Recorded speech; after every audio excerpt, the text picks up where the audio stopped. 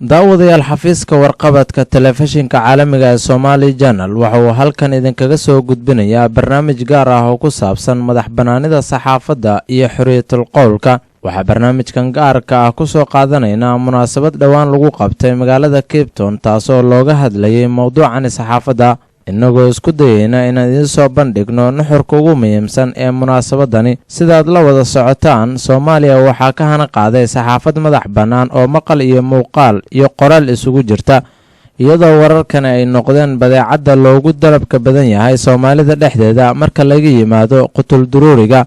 magaalada caasimadda ee Muqdisho waxaa ka howlgala in ka badan 15 idaacadood, iyadoo ay dayax-gacmeedyada galeen in ka badan 5 telefishin oo ah idaacadaha la iska arko uu ka mid yahay telefishinka Somali Channel. waxaa kale oo jira wargeysyo iyo kumanaan website oo xagga internetka ah oo wararka lagu faafiyo. xorriyadda hadalka iyo madax banaanida warbaahinta waa mid ka mid ah xorriyadihii ay Soomaaliya heshay markii xornimada ay qaadatay sanadii 1960kii 1 Luulyo, xilligaas oo laga joogo 52 sano. kobaca saxaafadda Soomaaliya waxaa barbar socda dhibaato si joogto ah lagu geysto saxafiyiinta, taasina waxa ay kaliftay in saxafiyiin aad u fara badan ee dalka ka qaxaan. qaar ka mid ah saxafiyiintaas ayaa soo gaaray dalkan Koonfur Afrika iyagoo ku bahoobay urur lagu magacaabo Sojasa. aasaaska ururkaas ayaa haatan waxaa laga joogaa muddo 5 sano ah, taasoo dhowaan dabaaldeg loo sameeyey sanad guuradaasi, iyadoo sidoo kale si weyn xafladaasi loogu soo hadal qaaday madax banaanida saxaafadda Soomaaliya. waxaa ugu horeyn madasha ka hadlay Cabdirasaaq Kambala oo Sojasa u qaabilsan diiwaangelinta tacadiyada saxaafadda iyo weliba horumarka saxaafadda. waxaan idinku soo dhaweynaynaa si niyad iyo kalgacal leh, innagoo idiin ballan qaadayna waxqabad muuqda iyo abaabul rasmi ah. waxaan rajaynayaa in xafladda ay inoo noqon doonto mid deggan, qof waliba isagoo faraxsan og waxa ay idiin qabteen bahda wariyaasha Soomaaliyeed ee waddankani Koonfur Afrikana aad wada ogaan doontaan. waxaa sidoo kale goobta ka hadlay gudoomiyaha ururka saxafiyiinta Soomaaliyeed ee Koonfur Afrika Sojasa, Maxamed Muuse Nuur, oo ku nuuxnuuxsaday ajandaha ururka. waxaan aad iyo aad u jeclahay anigoo hortiina taagan in mid xataa gacantaan u geliyo, laakiin midna soo gaari. sidoo kale xafladan dadkii ka soo qayb qaatay aad ayaan ugu mahad celinayaa. marti sharafka dhammaan waa u mahad celinayaa. sidoo kale saxafiyiinta ka imaaday Johannesburg, Port Elizabeth, Durban ilaa Rustenburg ayadana waa u mahad celinayaa. waa dareemi kartiin masaafada dheer. sidoo kale waxaa si gaar ah ugu mahad celinayaa dadka tuulooyinka ku hareeraysan magaalada Cape Town ka imaaday oo caawana la caweynaya 5 sano guuradeennii. madasha oo ay xaadir ku ahaayeen in ka badan 20 saxafi oo dhammaantood Soomaaliya ka soo tagay, iyagoo mid u hor yimid boqolaal dadweyne oo ka soo qayb galay xafladda, waxayna ka sheekeeyeen taariikhdooda shaqo iyo waxqabadkooda. waa kuwan qaar ka mid ah. marka hore aan iskiin baro, magacaygu waa Cabdiqaadir Axad. waxaan ka mid ahaa saxafiyiintii ugu soo horeysay dalka Koonfur Afrika ka howlgala. waxaan la soo shaqeeyay idaacada ay ka mid yihiin idaacadda Shab. barasho wanaagsan. magacaygu waa Maxamed Cabdiqaadir Cilmi, waxaan ku magac dheerahay Amoore. waxaan ka mid ahay saxafiyiinta ka soo shaqeeyay magaalada Muqdisho. anigu saxaafadda waxaan ku soo biiray 2006 waxaan ahaa dadkii ku soo baxay idaacaddii Horn Afrique ee magaalada Muqdisho, laakiin waxaan ka hana qaaday shaqadii saxaafadnimo idaacadda Simba. السلام عليكم ورحمة الله وبركاته. مجيء وعيدروس عبد الحسن. صحافة وحن كسب بيري لبدكون يسدحدي. حلقة سواء كم إذا أرضي سكولك محمود حربي مجال المقدسو. وحن وحكو قري جري جرايد لديه جري آيها نرشة. وحن وحلا قري جري سيدو كله حقبتناها عاشقة. كذب إن مدة مركي عن لما يدوكسي سراء أحمد قري وحقي صورتك شيء إن فرصة وهلا إذا عدي كابيتال فويس مجال المقدسو برنامج كي بربارتا إن كسب بحو برنامج كاس أنا صوصارة حبين كم إذا برنامج جديد عادي كم بيجري ولا نيجي حبين الشخصية. markii ugu horeysay aan saxaafad aan bilaabo waxay ahayd 1998.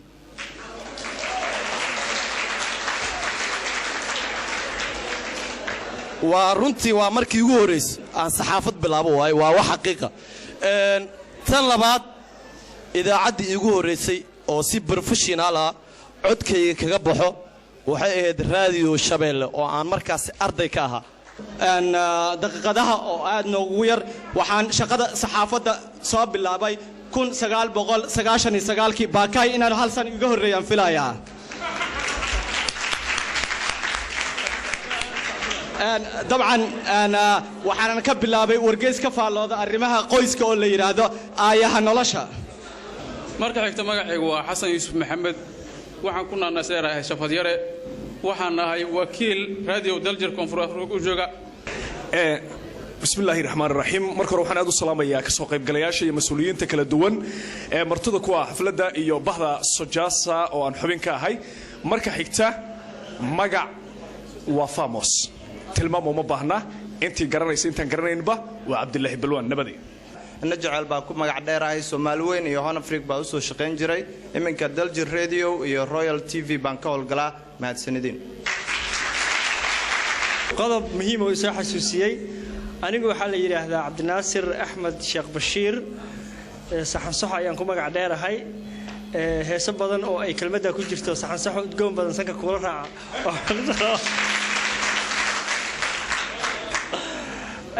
waxaan ku dhashay magaalada Kismaayo ee gobolka Jubbada Hoose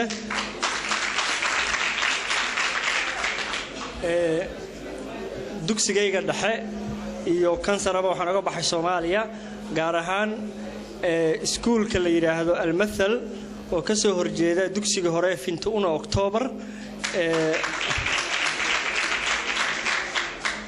ee ku yaala xaafadda Afasioni saxaafadda laba meel baan ku bartay معهد أي مالجلسي BBC ده أو اللي يراهدو Somali National Press Club أو كي لي وده كو وده جد مريحان كانوا يقانا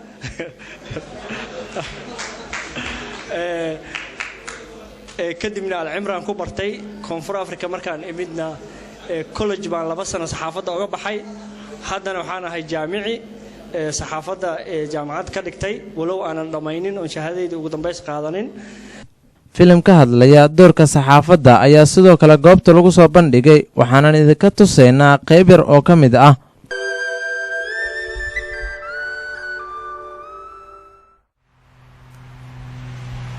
bismillaahi raxmaani raxiim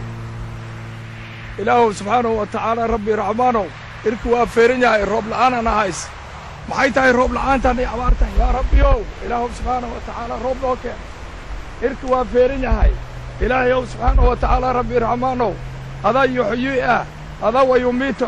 إله روب نوكن إله نولي ربي رحمانه أبارا إيموغتا إله ربي مطر نوكن ربي رحمانه وسيدي ومولاي إلهي يو هذا ربي رحمانه عرك الروب ككينا oo dhulkana nabaad agaar ka soo bixiye oo dadka noolaysa oo geeli ilo adiga arigi geedaha noolaysa ilaahay oo rabbi oo roobki waan ugu soo daahay ilaahu roob noo keen اللهم اسقنا غيثا مغيثا هنيئا مريئا مجللا إله نجا أقبل إله نجا أجيب أو إرادي جاي أو إرادي جاي أنت كنا إرادي جاي رأسنا روبا رادينا إرادي جاي واقع ما شاء الله روبا جاي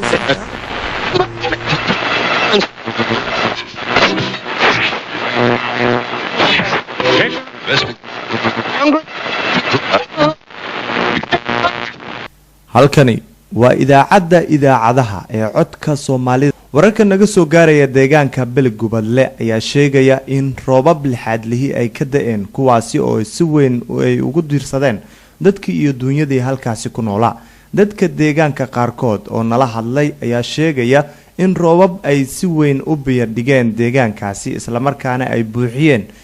baliyadii iyo warihii halkaasi ku yiilay الله إله وإنا هذا وإنا هذا بيش الروب كده وإنا هذا هدي إله إراده إن شاء الله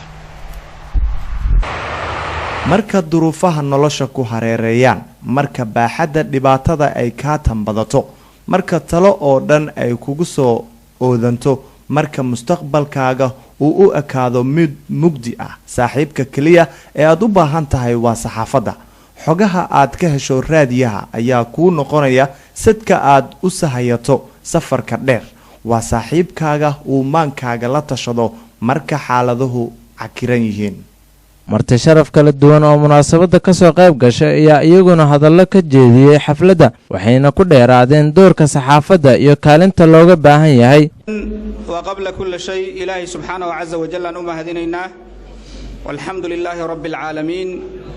الذي جعلنا مسلمين intaa kadib waxaan leeyahay ururka dhallinyarada ee saxaafadda ka shaqeeya ee Sojasa xafladan qiimaha badan ay soo qaban qaabiyeen waa ugu tahniyadeynaynaa si gaara waxaan ugu mahadcelinaynaa doorka fiican ee firfircoon ee ay ku leeyihiin baraarujinta iyo sama ku dhiirigelinta bulshada Soomaaliyeed waxyaabo fara badan oo muhiim ah oo danahooda ay ku jirto marka waxaad ogaataan suxufiyiintu waa waran amba xabad ka baxday meesha loogu talagalay haddii qalad u isticmaalaan dadkay baabiinaysaa haddii si sax ah u isticmaalaana bulshada bay dhisaysaa waxaan kaloo jeclaan lahaa in aan suxufiyiinta da'da yar ee halkan joogta caawaan u sheego waxaa jirta waxyaalo fara badan oo ay Soomaalidu ay qabatay markay soo Afrika joogaan sida badan lagama hadlo waxyaalaha waxaa ka mid ah aan isdhegaysana insha Allah waxyaalaha faraha badan ee Soomaalidu qabato waxaa ka mid ah Soomaalidu waa dadkii ugu horeeyay ee madow ee jismiga madowga leh ee Afrikaanka ah ee baray dadka madow ee 45 milyan ee South Afrikaanka ee madowga ah ee madow si loo ganacsado Soomaalida ka hor lama aqoon arintaas waxaan jeclaan lahaa dawladda South Africa arintaas aad iyo aad bay ogtahay baarlamaanka ayaa waxa ugu yiri ninka ururka ANC da haysta wuxuu ugu yiri Soomaalidu waa dadka tuuladii aan ka imid ayeeyada joogta oo aan mushaarka yar siiyo qaada sokora ay xabad caleena ka gado wiligan ma loobi doono buu yiri marka waxaan jeclaalayaa in suxufiyiintu ay arintaas wax badan ka qoran waxa kaloo jirto aad iyo aad ogtihiin Soomaalidu aqoon yahayn badan bay wadan ku leedahay jaamacada aad u dhigtaan sidaqooyin fara badan bay bixiyaan ganacsi aad u horumar bay leeyihiin waxaad ogtihiin South Africa inay tahay wadanka ugu badan ee Soomaaliya looga diro dhaqaalaha idaacadaha ma sheegaan waxaan jeclaan lahaa idaacadu in waxyaalaha positive ka ama taqaanaba good news ka ah oo Soomaalidu ay wadankan ku soo kordhisay in la sheego waxa meesha maantaan u taaganahay waa saxaafad waa warbaahinta maanta dunida waxay ku leedahay kaalin oo aan la qarin karin waad aragtay ummadaha qaabkay u fakaraan dadka qaabkay u labistaan dadku ganacsigooda marka ay rabaan inay xayeysiistaan meelaha ay geeyaan kulli waa saxaafadda iyo warbaahinta Soomaaliha waad aragteen dadku waxay u labistaan qaabka ay TV ka arkaan waxay timaha u jartaan qaabka TV ka arkaan waxay u fakaraan qaabka TV ka arkaan isboortigu waxay u ciyaaraan qaabka TV ga ka arkaan Soomaaliha marka waa muhiimadaas uu leeyahay anigu waxaan rabaa inaan la hadlo akhyaarta Sojasa ee wakiilka uga ah Soomaalida ku dhaqan South Africa saxaafadda iyo warbaahinta waxaan leeyahay horumariya xirfadiina saxaafadeed ku dadaala inaad horumarisaan xirfadiina go'aana ku gaara qaybta suxufiga hore waa u maqnaan jirtay sababtana ma aha wax inay tahay suxufiga booskiisa inuu ka soo bixi waayay sababtu waxay tahay dhammaan hay-aadkii iyo institutionadii wadanka Soomaaliyeed oo dhan oo burburay waxaa looga fadhiyaa inay ka soo baxaan booska laga rajeynayo inay yihiin haliyey aan hubaysnayn waa garan kartaa haliyey aan hubaysnayn waxa markuu dagaalamo waxaa hor yaalla carqabado tiro badan carqabadahaas tirada badan waxay ku gudbi karaan kow oraahda caanka ahayd ee ahayd the pen is mightier than the sword qalinka waxa uu ka awood badan yahay hubka inay qalinka u adeegsadaan inay nabadda u hiiliyaan dadkoodina ay maaragtay wacyi geliyaan oo wanaagga ay faraan ururka suxufiyiinta South Africa Sojasa oo ah urur aad iyo aad u ballaaran mug weynna kule gobolka South Africa ee gaar ahaan Western Cape waxaan idinku salaamay assalaamu calaykum waraxmatullaahi wabarakaatu salaan kadib waxaan halkan uga hambalyaynayaa sanad guuradii shanaad ee ka soo wareegtay ururka suxufiyiinta Sojaasa ayaan mahad ballaaran u soo gudbinayaa waxaana rabbi ka rajaynayaa inay ballaarato aqoontooda iyo isjacaylkooda iyo midnimadooda iyo cirdigooda inay ballaarataan ilaahay ka rajaynayna insha Allah waxaan halkan aan doonayaa caawa inaan guddoonsiiyo guddoomiyaha meediyaha Sojaasa Maxamed Muuse Nuur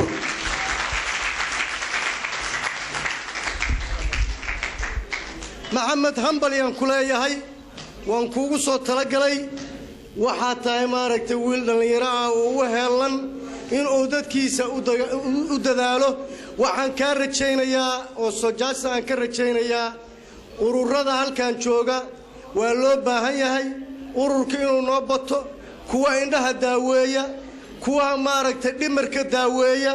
dumarka inay yeeshaan maaragtay ay urur samaystaan waa wax loo baahan yahay waxaa loo baahan yahay marka ururadu inay midoobaan oo muxuu ahaa meediyaha dawladdu inay mid noo noqotaa fiican cabdikariin Arizona waa bare saxaafadeed oo jaamici ah waxa uu ka tirsan yahay Sojaasa waxa uu qabaa in xafladaha caynkan oo kale ah oo la isku barayo shacabka iyo wariyaasha lagu qabto gudaha Soomaaliya si taas ay u keento in shacabka ay xushmeeyaan saxaafadda isla markaasina dhibaatada saxaafadda loo geysanayo ay yaraato suxufiyiinta hadda joogta shaqeynaysa ama inta dambe ee ku soo biiri doonta waxaan leeyahay noqda kuwa qora warka runta ah waxaa jira suxufiyaan qolka isku xira ee qalin warqad qaata ee ra'yigooda kaliya qora kadibna dadku soo gudbiyaan halku dhiga saxaafadda waxaa ka mid ah saxaafaddu waa laba seefle seefna waxbay goydaa seefna waxbay badbaadisaa hal eray oo aad si qalad u sheegto waxa ay keeni kartaa dhibaato ama caqabad weyn salahan wadankeena dagaalada sokeeyo marna waxa la dhigi karaa saxaafaddu qayb ay ka ahayd burburka wadanka waayo war aan la baarin oo aan la xaqiijin ayaa la soo gudbinaya warkaasi wuxuu saameyn ku yeeshay in dagaaladii ay sii laba jibaarmaan marka warka la sheegayo ama warka la qorayo ha ahaado mid tayeysan oo la tifitiray oo aad la kaashatay dad qabiir u leh haddii aad warkaas ka gudbiso isla markiiba dhib kale ka imaanaya suxufiyiinta marka waxaan leeyahay ma ahan suxufigu qof fudud suxufiyiinta intooda badan ma taqaaneen laakiin galabtoo kale waxaad ku barateen xafladda bulshada ayay ka mid yihiin bulshaday ka soo dhaxbaceen bulshadayna u adeegaan marka qofka markuu bulshada u adeegayo waa in wax tayo leh uu soo gudbiyaa guud ahaan barnaamijka gaarka ah aan uga hadlaynay madax banaanida saxaafadda oo idinkaga imaanaya stuudiyaha magaalada Cape Town ee dalka Koonfur Afrika halkaas ayaan ku soo afmeerayaa barnaamijka waxa idin soo gudbinaya anigoo Cabdifataax Cali Samatar Sablaale dhanka farsamada iyo kaamirada waa saaxiibkayga Cabdiraxmaan Coday tan iyo kulanti dambe xiiso leh waxaan idinkaga tagaynaa sidaas iyo amaan Allah